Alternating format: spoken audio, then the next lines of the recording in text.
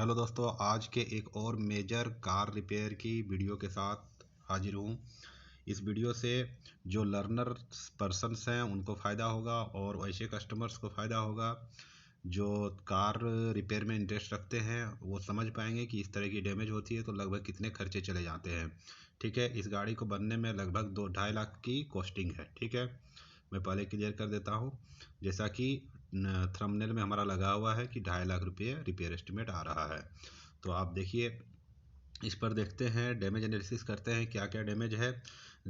ये कार जो है आगे बैडली किसी क्या कहें दीवार से टकरा गया था। ठीक है, तो इसको आप देख पाएंगे क्या क्या डैमेज है। आई की बम्पर और ग्रिल पूरी तरह से डैमेज है। फॉग लैम्प देखिए टूट गया है। इधर का भी फॉग लैम्प अंदर से डैमेज है, अंदर से फ़ोटो नहीं लिया हुआ है। ये देखिए, हेडलाइट पूरी तरह से डैमेज है। हेडलाइट ये भी डैमेज है, पूरे डिस्टर्ब है हेडलाइट। ठीक है, अंदर से फटा हुआ है हेडलाइट। और आप देखेंगे तो ये कंडेंसर हो गया और उसके अंदर का पार्ट रेडिएटर और उसके अंदर का part fan shroud cooling fan जो होता है। ठीक है, रेल आप देखिए, रेल पूरी तरह से डैमेज हो गया। इसे रेल कहेंगे, ऐसे सीधा वाला जो है रेल कहेंगे। थोड़ा सा और बेटर विजिबिलिटी में लाता हूँ।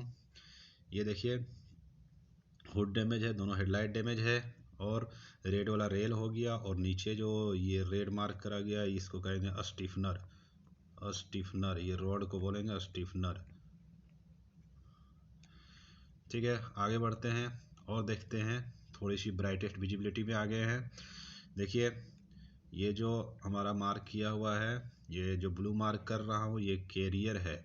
ये रेक्टेंगुलर शेप में होता है और इस पर रेडिएटर, कंडेंसर और कूलिंग फैन का जो असेंबली होता है वो इस पर माउंट होता है। ठीक, ये आपका रेल हो गया। अगेन ये लंबा वाला है वो रेल है। रेल कहिए या बीम कहिए, बीम कहा जा रहा है इसमें। ठीक है, सेंट्रो गाड़ी है, इसमें बीम नाम से आता है। अगर देखा जाए यहाँ पर तो एयर फिल्टर देखिए, इसका हौज पचक गया है, एयर फिल्टर भी डिस्टर्ब हो गया है। Air filter. ठीक, आगे बढ़ते हैं। सबसे इम्पोर्टेंट पार्ट देखिए, ये मार्क जो करा हुआ है, फिर से इसको मार्क करके दिखाते हैं। ये जूम करके भी दिखाते हैं। ये जो है आप देख पा रहे होंगे, कहाँ आ गया भाई, ये जो है ये है ऑटो ट्रांसमिशन कंट्रोल मॉड्यूल। ये गाड़ी ऑटोमेटिक है, इसलिए ये आगे ईसीएम टाइप का दिया हुआ है और बिना ऑटोमेटिक गाड़ी में ये नहीं दिया होता है। और ईसीएम आप देखेंगे तो पीछे है, ये ईसीएम है, हालांकि ये सेफ है और इस पर थोड़ी सी चोट लगी है। अब देखिए, कैरियर का जो टक्कर है वो ऑटो ट्रांसमिशन कंट्रोल मॉड्यूल पे पड़ा हुआ है। ठीक है, काफ़ी कॉस्टली आइटम है, 35,000 की है। और इसके वायर भी दब गए हैं, कट गए हैं। इसका वायर आप देखिए, यहाँ पर गौर कीजिए, वायर कट गया है। ये इंजन वायर का पार्ट है जो इस कंपार्टमेंट में जितनी भी वायर है इसको कहेंगे वायरिंग फ्रंट। आगे का वायर है ना, इसलिए इसको वायरिंग फ्रंट कहा जाता है। ठीक, फिर से देखिए, कंडेंसर बुरी तरह से दबा हुआ है, रेडिएटर भी धकेला हुआ है और फैन कूलिंग तो टूटा हुआ है अंदर से टकरा करके एग्जॉस्ट manifold से। ठीक है, हॉर्न थोड़ी बहुत सेफ दिख रही है हमें, बीच में थोड़ा सेफ रह गया है हॉर्न। ये रॉड को क्या कहेंगे, स्टीफनर। ये क्या है, बीम है। और बीम के आगे जो प्लास्टिक का है उसको क्या कहेंगे, ऑब्जर्वर कहेंगे। ठीक है, फिर से इसको देख लीजिए, auto transmission control module. Auto transmission control module या यूनिट ये कहिए। ठीक है, जिसमें दिखाया जा रहा है, देखिए इसमें ये एरो मार्क से इसके वायर को पचका दिया गया है और देखिए यहाँ पर भी हल्का सा टच करके डैमेज करा हुआ है। इसके अंदर सर्किट्स होते हैं, इसके अंदर सेमीकंडक्टर्स होते हैं और प्रोग्रामिंग भी इसके अंदर करी हुई होती है, मेमोरी भी होती है। ठीक है, जो ऑटोमेटिक जो controller unit automatic gearing system है उसको कंट्रोल करता है, कब कितने गियर पे जाना है, कब कितने गियर पे नहीं जाना है, ये मैनेज करता है। ये मॉड्यूल है, ये कंट्रोलर है, समझ गए। ठीक है, आगे बढ़ते हैं। थोड़ी सी शॉर्ट में निकालते हैं वीडियो को, वीडियो लंबा नहीं होने देते हैं। फिर से वही देखिए एरो लगा के दिखाया गया है कि ये इस पे चोट है। ठीक है,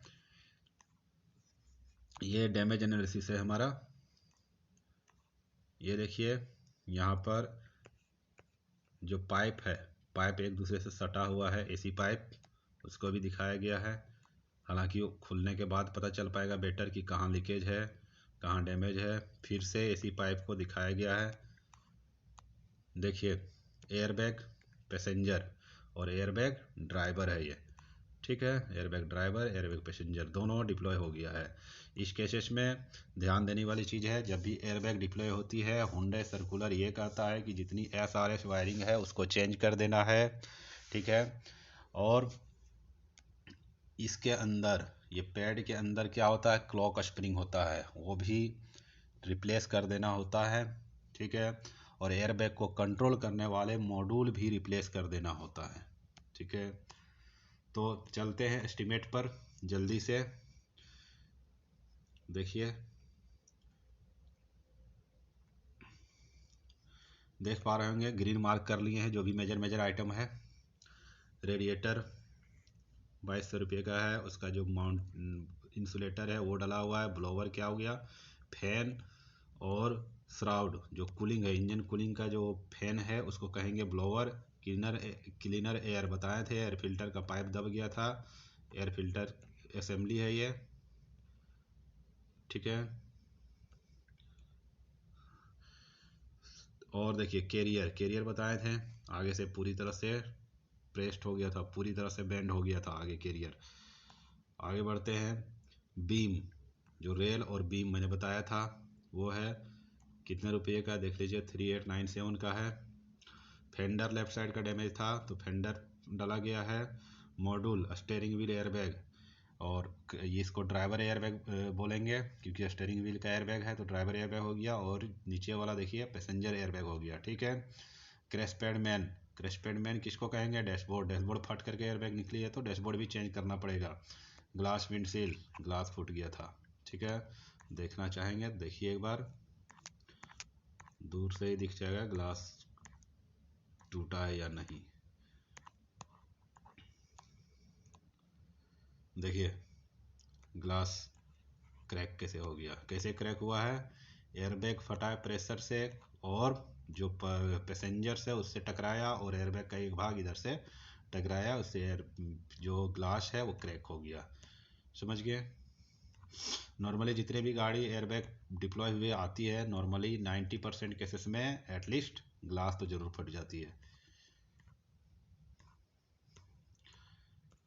तो एस्टिमेट देखिए, वायरिंग फ्रंट मैंने बताया था कि जो वायरिंग बोनट खोलने के बाद जो वायरिंग का बंच मिलता है जिससे ECM कनेक्ट होता है और भी सारे सेंसर्स कनेक्ट होते हैं, उसके अंदर की जितनी वायरिंग की बंच आपको दिख रही है वो सब इंजन वायरिंग के बंच में आ जाएगा। ठीक है, कितना प्राइस का है देखिए, कितनी प्राइस का है,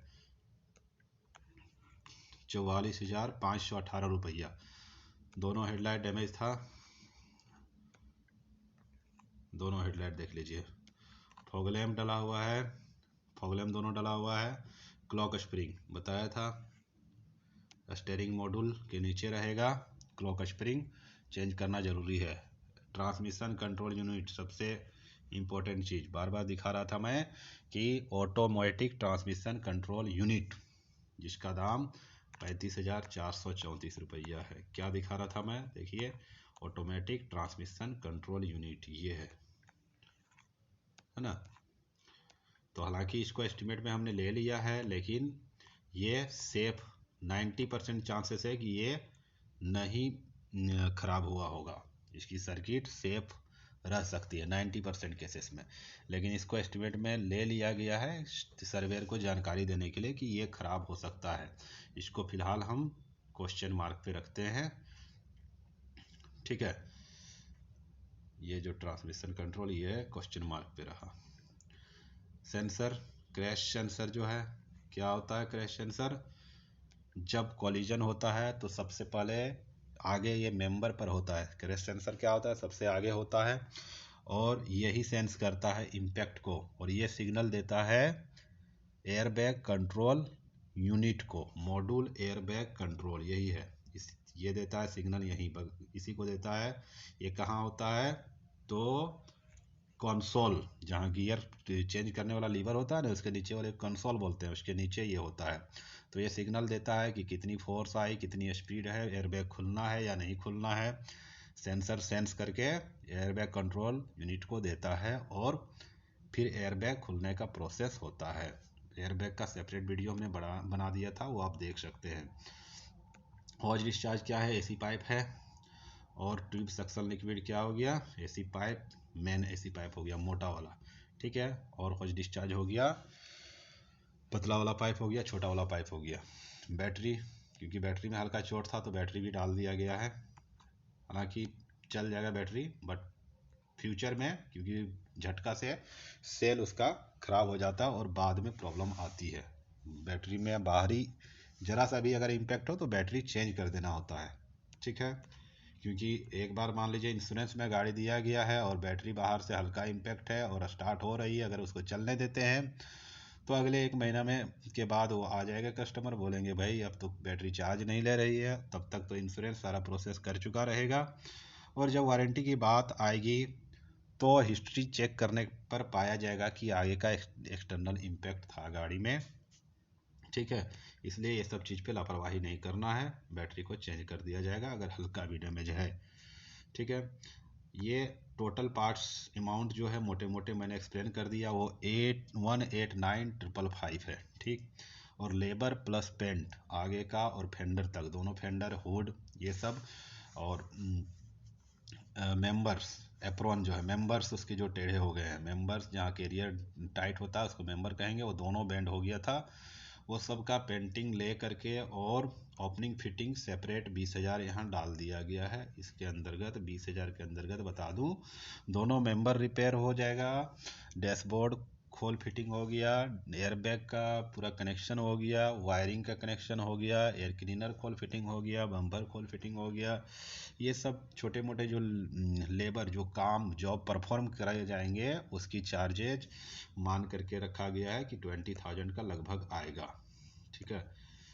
तो ये मोटे मोटे तौर पे लेबर अमाउंट 57,000 हो गया। लेबर प्लस पेंट एक साथ लेबर में ही काउंट होता है, तो इसको अगर हम लोग ऐड कर देंगे तो 246,800, 2,46,800 इस गाड़ी में खर्चे आएंगे।